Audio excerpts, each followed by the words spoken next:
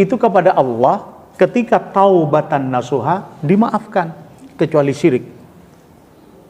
Tetapi dosa fahisyah, dosa ke orang lain, tanpa orang lain memaafkan, Allah tidak akan memaafkan. Maka 3 untuk hablum minan nas, 1 untuk hablum minallah. Tapi ini adalah ulama yang mengatakan itu fahisyah namanya. Lah, Husain bin Salam itu ketika berada di luar, dia natap wajah Nabi. Dia dengarkan 4 perintah Nabi. Kemudian dia berkatanya itu apa? Berkata pelan tapi ada yang mendengar. Apa namanya itu? Gremeng Pak ya? Gremeng. Iki panceni Nabi. Bahasa Jawa Pak ya. Ini betul-betul Nabi, katanya Husain bin Salam. Wajahnya tampan, raut mukanya menyampaikan tidak emosional, betul-betul ganteng, katanya Husain itu ya. Kalimat yang disampaikannya pun adalah betul-betul indah. Ini yang saya baca di kitabku, Injil dan Taurat yang aku pelajari. Ketika Nabi menyampaikan terakhir, tadkhulul jannah bisalam, masuklah kalian dengan 4 itu ke dalam surga, namanya as-salam, tempat yang sejahtera. Maka Husain bin Salam itu teriak dari belakang itu. Teriaknya bagaimana itu? Dia bilang dan berkata, asyhadu alla ilaha illallah wa asyhadu anna Muhammadar Rasulullah. Tanpa disuruh itu. Maka Nabi mencari orang itu, ternyata banyak orang menoleh ke Husain as-Salam. Ketika itu dia berdiri berkata, saya Husain as-Salam, tokoh Yahudi yang melihat bahwa engkau adalah memang betul-betul Nabi. Aku masuk Islam sekarang.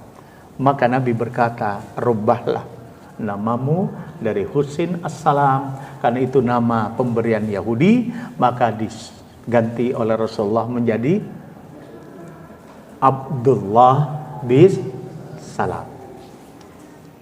Lah, kalimat ini disuruh oleh Rasulullah kepada Abdullah bin Salam untuk memviralkan, bahasa kita sekarang memviralkan.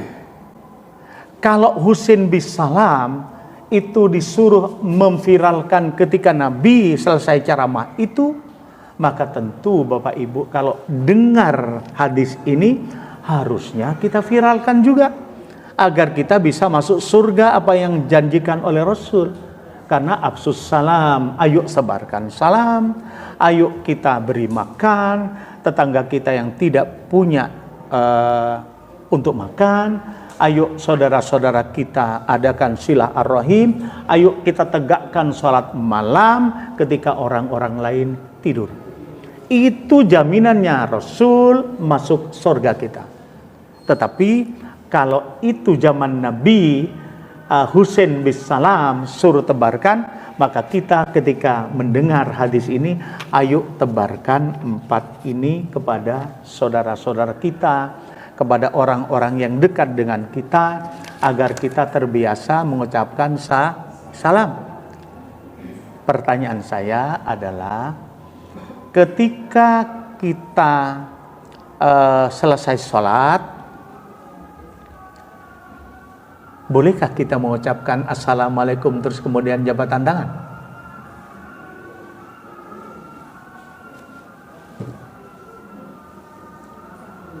Boleh enggak? Ada kalimat Allah, ud'uni fastajib lakum, mintalah kepadaku niscaya akan aku beri. Tetapi tidak ada praktek Nabi ketika selesai sholat Nabi langsung doa.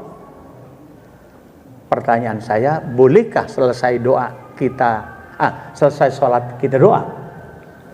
1. Yang kedua, Rasul berkata, afsus salam, tebarkan salam.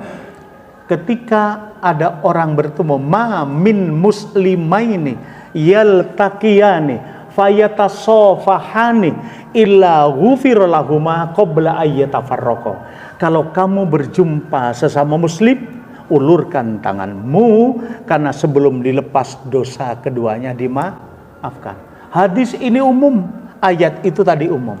Bolehkah kalau kita tidak sempat, kalau saya datang salaman, tetapi tidak sempat yang di sini, saya kemudian assalamualaikum warahmatullahi wabarakatuh, assalamualaikum warahmatullahi, yang tidak sempat saya jabatan tangan ada di kanan saya.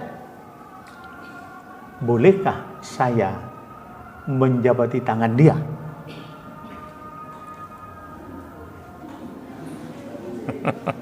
ini Pak Nur ini kok kayak memberi pelajaran. Iya, agar kita bisa dialog.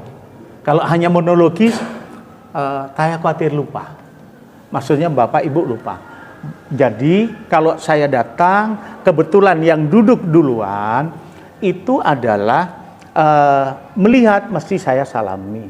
Tetapi kalau beliau pas sedang zikir, saya tidak akan mendekat, karena dia sedang berzikir.